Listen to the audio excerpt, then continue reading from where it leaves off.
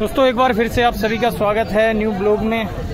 और अभी मैं जा रहा हूं गुरु गोरखनाथ के धूने से सीधा जहारवीर गोगा जी समाधि स्थली।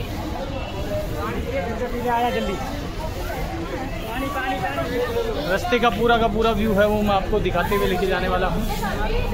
सुबह साफ सफाई का कार्य है वो यहाँ चालू है मंदिर में, और भक्तों की गाड़ियां वो लगातार यहाँ पहुँच रही है। ये देखो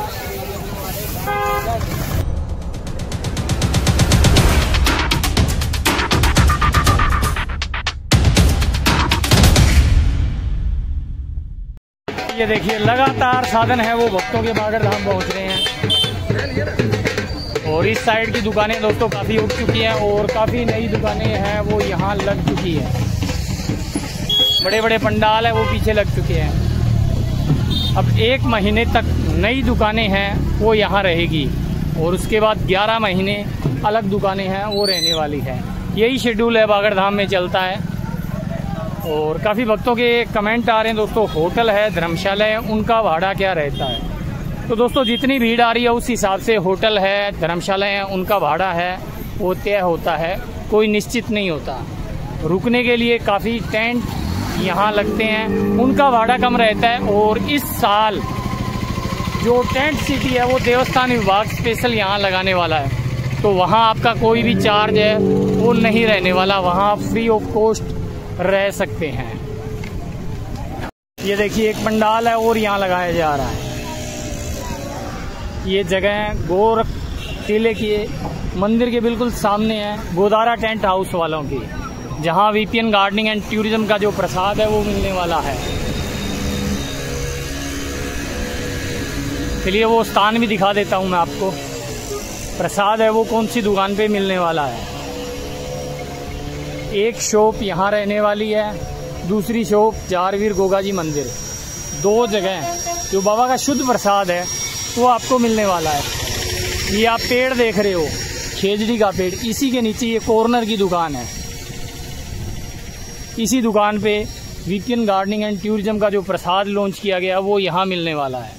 ये देखिए दोस्तों इस खेजड़ी के पेड़ के बिल्कुल बाजू वाली दुकान, यहीं बाबा का प्रसाद है वो मिलने वाला है और ये दुकानदार रहने वाले हैं।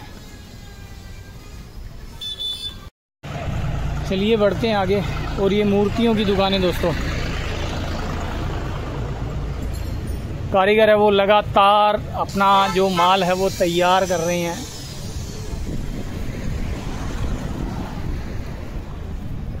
ये देखिए जाते वक्त ये बसें नहीं थी, ये नई बस है वो यहाँ पहुँची है अभी यूपी से। तो बाबा के दर्शन करने के लिए दोस्तों सावन में ही भीड़ चालू हो जाती है। और सबसे बड़ा कारण एक और है सावन में इतनी भीड़ आने का, जो बाबा की समाधि स्थल है उसके आगे बैरिकेटिंग हो जाती है मेले टाइम में, यानी भादवे के महीने में। और अभी आप आराम से बाबा के नज़दीक जाकर अपनी मनोकामना है वो मांग सकते हैं। चलिए ढोल की जो दुकान आई है यहाँ उसकी भी एक झलक दिखला देता हूँ।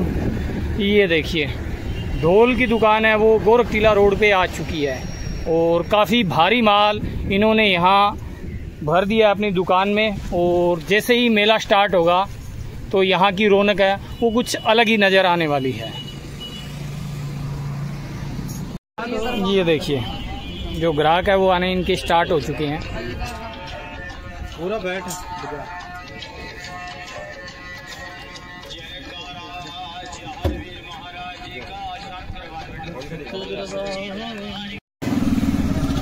दोस्तों मैं आ चुका हूँ बस स्टैंड पे और यहाँ भी देख सकते हो आप पीछे पंडाल है वो बड़े बड़े लग चुके हैं। लास्ट टाइम यहाँ पंडाल है वो लगाने की तैयारी की जा रही थी और इस बार पीछे की साइड काफ़ी बड़े बड़े पंडाल है वो नज़र आने स्टार्ट हो चुके हैं।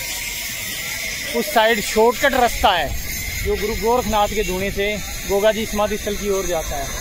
और पीछे की साइड भी दिखा देता हूँ। ये देखिए यहाँ भी भक्तों के साधन है वो काफ़ी ज़्यादा खड़े हुए नज़र आ रहे हैं और टेंट है वो भी यहाँ काफ़ी लग चुके हैं। ये देखिए इस साइड भी दुकानें हैं वो लग चुकी है दोस्तों। ये सामने आप जितने भी होटल है, यात्री निवास है, धर्मशाला, इनके नीचे छोटी मोटी दुकानें हैं वो लग चुकी है। और काफ़ी दुकानों की तैयारी है, वो भी चालू है यहाँ लगाने की। तो कुल मिलाकर बागड़ मेले का 20 से 30% जो बाज़ार लगता है, दुकानें लगती हैं, वो लग चुकी है और 70 से 80% दुकानें हैं वो और आने वाली है। और दोस्तों मुझे अभी तक यहाँ सूचना मिली, अभी तक झूले वाले हैं वो एक भी यहाँ नहीं आया है।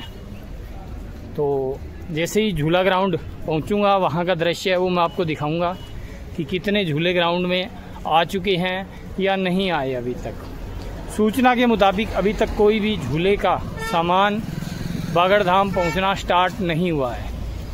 मेले के मात्र 15 दिन बचे हैं दोस्तों, और झूले लगाने में लगभग 10 से 15 दिन उनको लगते हैं। तो उस हिसाब से झूलों का सामान है वो बागड़ धाम पहुँच जाना चाहिए था। ये आ चुका हूँ मैं फाटक पे, और फाटक के आगे भी दोस्तों काफ़ी बड़े बड़े जो संघ है वो रुकते हैं, भंडारा है वो करते हैं, तो उनके भी टेंट है वो लगते हैं। तो वैसा कोई दृश्य अभी तक यहाँ नज़र नहीं आ रहा, कोई भी टेंट है, पंडाल है वो अभी तक नहीं लगा है।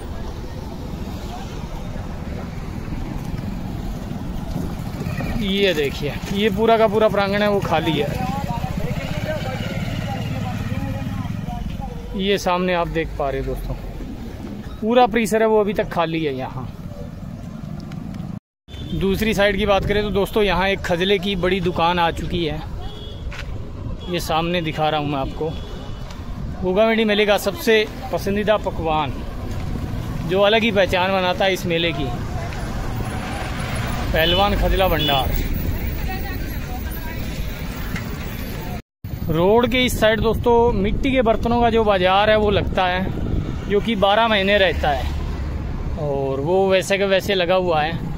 यहाँ हर प्रकार के मिट्टी के बर्तन हैं वो मिलते हैं, और नोहर मार्केट के जो व्यापारी है वो यहाँ अपना सामान बेचने आते हैं। नोहर के जो मिट्टी के बर्तन हैं वो काफ़ी ज़्यादा फेमस है इस एरिया में। ये बीच में एक खिलौनों की दुकान, मिट्टी के बर्तनों की दुकान है, पूरी लंबी दूरी तक इन्हीं की दुकान है वो नज़र आने वाली है। दोस्तों मैं आ चुका हूँ पनोरमा के बिल्कुल सामने। ये देखिए नोरमा, और इसके सामने भी मिट्टी के बर्तनों का बाजार है वो लग रहा है। हर साल यहाँ जो रेडीमेड कपड़ों की दुकान है वो लगती है, इस बार यहाँ मिट्टी के बर्तनों के बाजार है वो ज़्यादा दिखाई दे रहे हैं। ये देखिए काफ़ी माल है वो भर दिया गया है। ये देखिए दोस्तों बड़े बड़े टेंट है वो मुख्य दरवाजे के आजू बाजू लग चुके हैं। ये मुख्य दरवाजे का दृश्य है, और ये दूसरी साइड यहाँ छोटी छोटी दुकानें लगने वाली दोस्तों, उनके जो बेंच है लकड़ी के तख्ते हैं वो भी यहाँ आ चुके हैं। चलिए मैं नज़दीक से आपको दिखा देता हूँ।